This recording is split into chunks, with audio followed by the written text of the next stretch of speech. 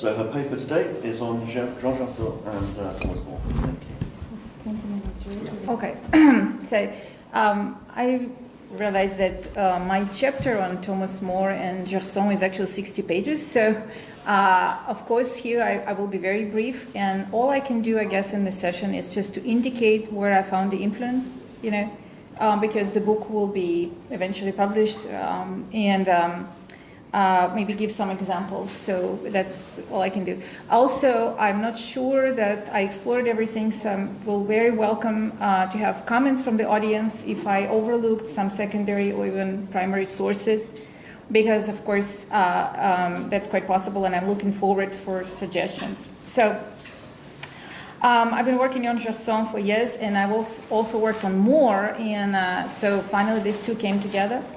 And as far as I know, besides a famous article by Marc Andour, Thomas More and the Council, Les Concilios Communiques, I haven't found any other extensive research on Gerson in More. And I found some bits and pieces, but no major study. And correct me if I'm wrong, because that could be. So the similarities between two men were pointed out by the researchers, and for example, that it was also suggested that the study should be made already in 1976, but it didn't happen. So they have lots of similarities because of their preference for the warm piety and ethical dimension in Christianity over purely intellectual approach, the promotion of cautious reforms within the church, and obviously both men were deeply involved in affairs of the state, held very high public offices in their respective countries, and found themselves at the heart of chief controversies of their times. And mostly they experienced conflict between their spiritual convictions and worldly obligations. So both were very conservative religious leaders, and they're steadfast Orthodox Catholics, and I could say that they loved the church more than their own lives, and were ready to sacrifice themselves and others for the church. So. And both were interested in education, in pedagogy, and both wrote Latin poetry in their youth. So these are just aspects where they overlap. So it is clear from More's writings that he had very close knowledge of Gerson, and his admiration for the late medieval theologian increased with age significantly. So he was familiar not only with his major works, and I decided not to list all the works in Latin here, but it's in a book, but also with his sermons and speeches and vernacular works. So, and it is also important to remember that Thomas More believed that Gerson was the author of Imitatio Christi, which of course increased his prestige tremendously.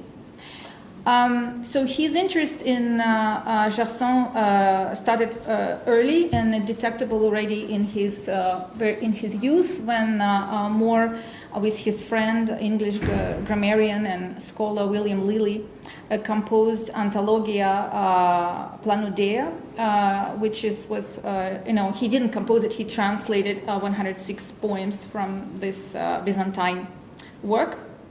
And it is interesting that the only work which is non-classical, which is not only poem, which is not classical, which is translated in the work is Gerson. So that already shows that, the exceptional position because he held in More's youth. So his fascination with Gerson intensified with time. And so the tangential influence is detectable in various aspects of More's thought. So now we'll just kind of give a list of these different aspects which I explore in the book.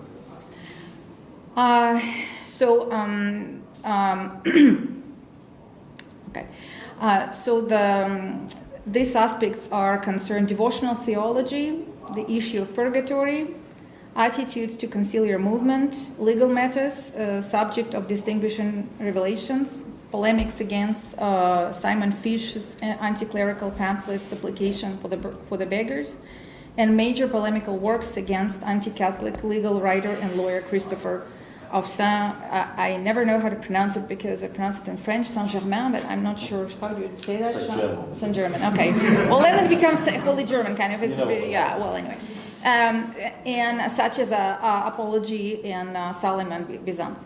So the later polemics, which are well known, where both Thomas More and his opponent widely claimed Gerson authority, represent a subject of its own, which I do explore in the book.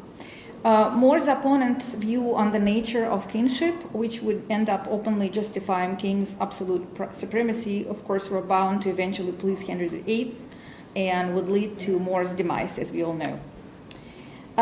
It is in prison, actually, that Gerson's influence became the most powerful and direct in what is commonly referred to as More's Tower works. So Dialogue of Comfort, Treatise upon the Passion, and the Tristitia Christi.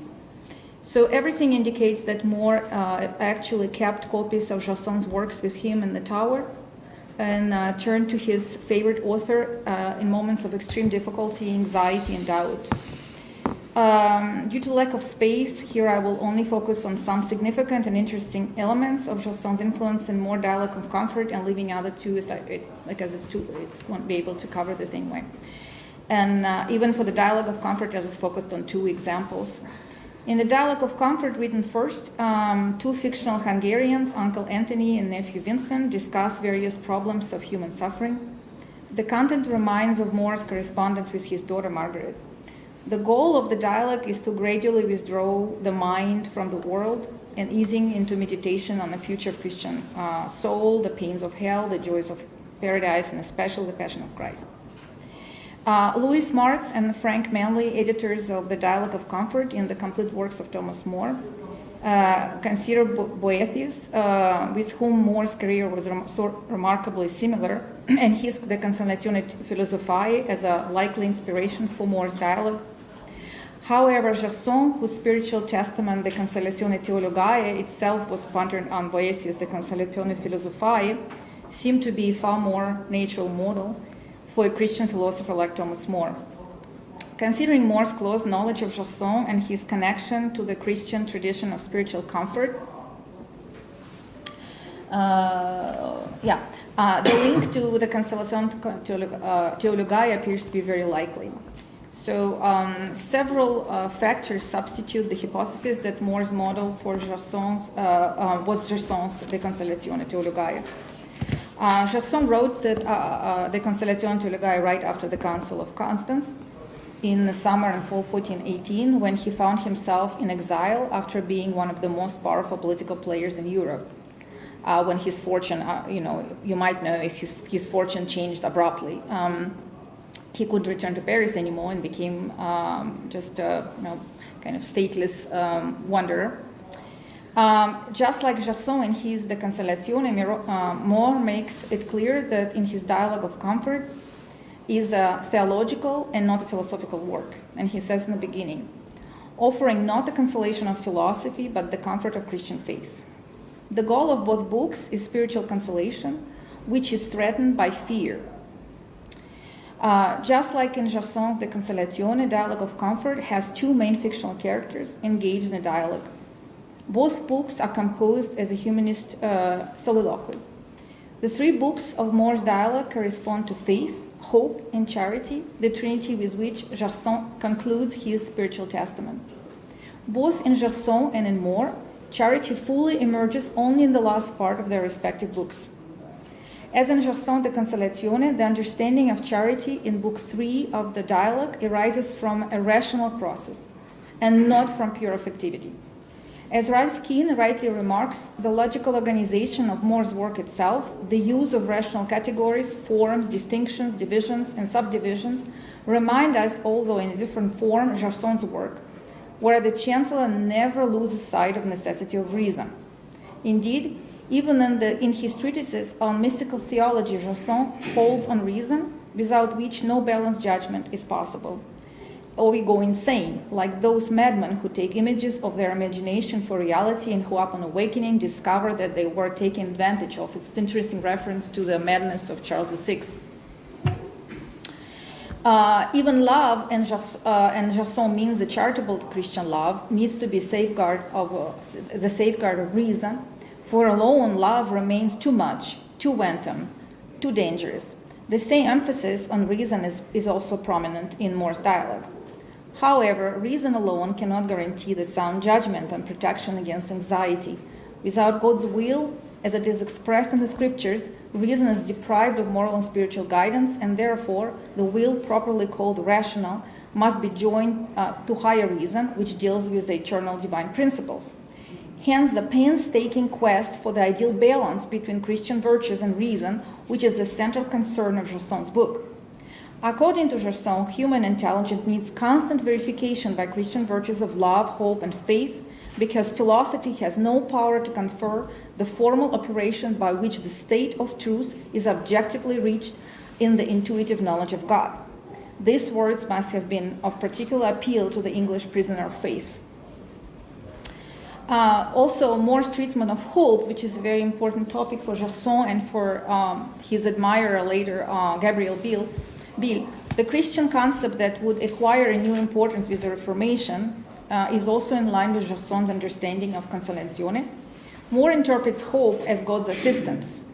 Even though the virtue of hope is seen in a dialogue of comfort as emerging from the foundation of faith, it is in fact a faithful hope, just as it is in Gerson. As More had phrased it, having in mind Martin Luther's new views, the salvation of any particular individual was not an article of faith, but a matter of hope. He calls it a point of the belief, not the point of belief, but of hope. There is, however, one marked difference between the two works, which consists in the fact that at the end of the dialogue of comfort, the consolation by faith, hope, and charity, which are also three figures, metamorphoses into their military victory described in strikingly violent images in More. This transformation, probably reflecting the reality of uncompromising religious strife of the 16th century, was unthinkable for Gerson, who represented love, hope, and faith as three Christian graces meant to soothe the weary soul. The impact of More's extended studies of rhetoric is also what distinguishes his work most significantly from its late medieval inspiration. The style of the dialogue is evidently different from Gerson's, less scholastic and cumbersome, with a conversational ease, graceful language, and highly constructed logical arguments characteristic of Thomas More. Another major difference is his humor, although humor is present in other Gerson's works, like in his theater works, less known, but still it is, in More, it's expressed in anecdotes, stories, jokes, and tales, and as if witty and sharp-minded More could not resist himself, being himself even in prison. Dialogue of Comfort also dwells at length on the issue of scrupulous conscience, and the last issue I'll bring up, suggesting once more Gerson's influence since he repeatedly treated this subject in his writings. So it's the idea of problems of scrupulous consciousness is Gerson's obsession. He deals with it a lot. So as soon as you see the word scrupulous consciousness, it brings up Gerson to mind. More dedicates chapter 14 to this topic. Although Benedict Hackett argues that the question of too scrupulous a conscience in More was influenced by the Remedies contra Temptationes, composed by an English mystic William Fleet, this hypothesis has been discredited by College and Chadwick, who in their edition of Fleet's The Remedies point that there's absolute absence of any parallels between Fleet and More. Considering More's exceptional familiarity with Gerson's writing, whom he almost times cites verbatim, the Frenchman's fixation on the subject of scrupulous consciousness, he seems to be a far closer and better candidate in this context. The term scrupuli was used in the Middle Ages as a term for exaggerated anxious agitations of the soul caused by the idea of a moral and religious insufficiency of their bearer. While Gerson's precursors suggested various therapeutic exercises against excessive worries, he was the first to choose an approach that implied a change in the doctrine itself. He allowed all moral agents to adopt bona fide the opinion they regard as the most reasonable, and in general, a moral agent had only to do what was up to him in a certain context to avoid sin, and that was enough. Rudolf Schlussler refers to this concept as Gerson's probabilism, which is, even though the term probabilism, of course, comes much later in Jesuit context. By this balanced and reasonable approach, irrational anxieties that resulted from the exaggeration of one's fears and sinfulness were mitigated. Mor's position on this subject corresponds to Gerson's. There is, however, one substantial and very interesting difference that maybe somebody will help me to explain in Mor's treatment on the topic, comparing to Gerson's approach. Although he's very close to Gerson, Gerson never mentions devil in his talk about, as far as I know, of scrupulous conscience.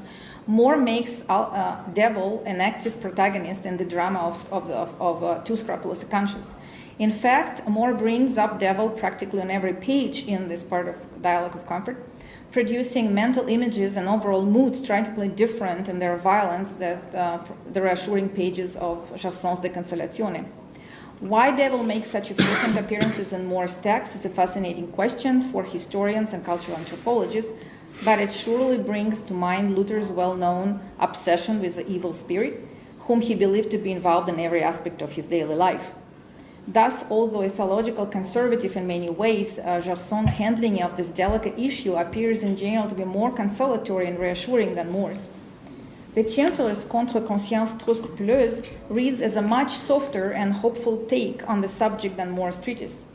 The closing pages of the Dialogue of Comfort speak of the passion of Christ, leading toward More's writings, where Gerson's impact reaches its maximum. The English treatise upon the Passion and the Latin treatise on the same subject, the Justitia Christi, or about the sorrow, weariness, fear, and prayer of Christ before he was seized. These works pick up where Dialogue of Comfort left it, at the agony of Christ, and continue to elaborate on the theme by using Gerson's method developed in his other work, Monotessaron, followed by More's extended commentary.